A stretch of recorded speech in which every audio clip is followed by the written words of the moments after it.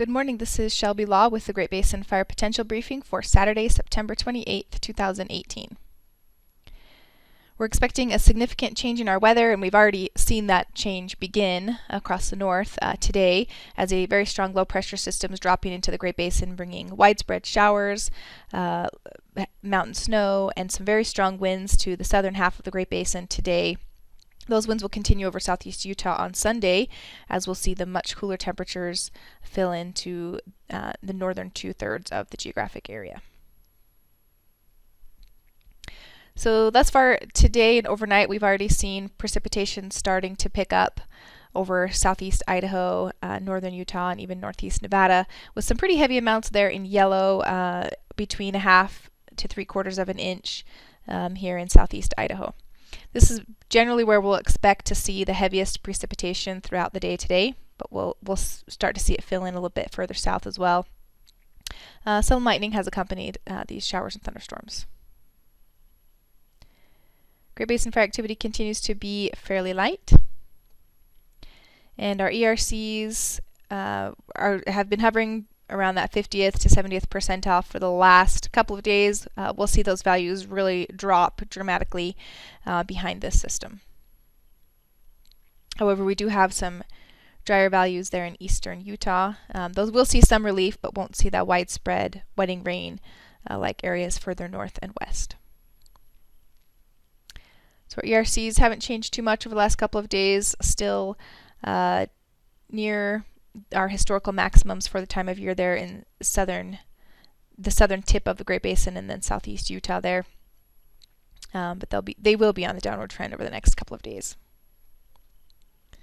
This morning's satellite imagery is showing that very strong low pressure system in place over the Pacific Northwest, and we're seeing that moisture out ahead of that low that's going to be producing showers along this band here today, with the very strong winds out ahead of that cold front. So again, here we're seeing that deeper moisture in place over northeast Nevada, northern Utah, and up into southeast Idaho and western Wyoming.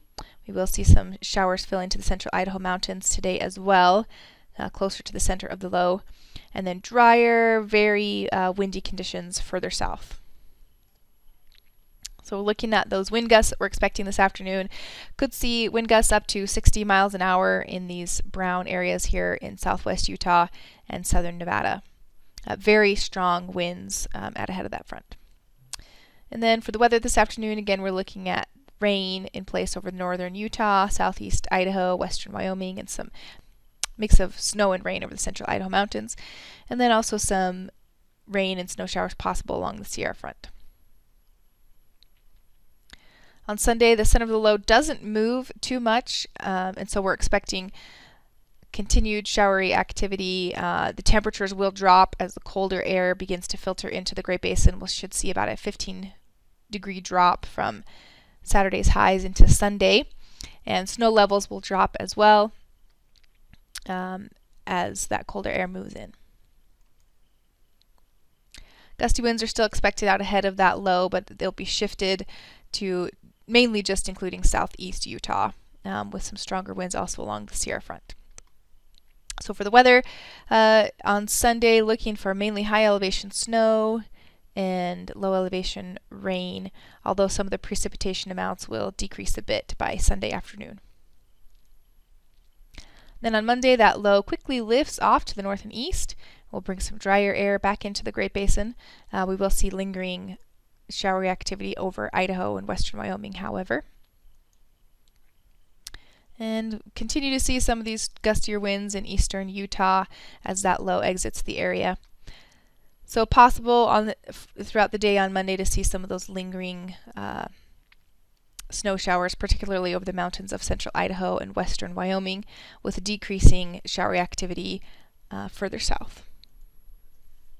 3-day precipitation totals show the best chance for that heavy precipitation is going to be over southeast Idaho and northern Utah and western Wyoming, and that heavy precip will come throughout the day today, Saturday, and into Sunday morning before clearing out for the most part by late Sunday and into Monday.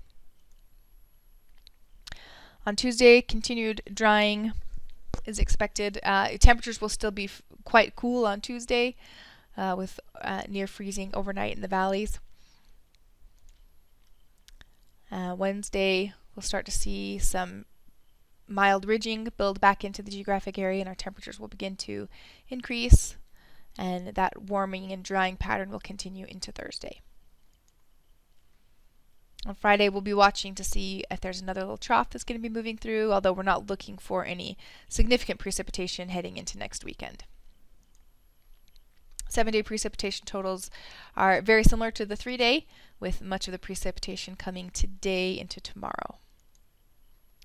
The extended forecast for October 5th through the 11th is calling for near normal temperatures across the southern half of the Great Basin, with below normal temperatures across the north, and below normal chances for precipitation across the geographic area.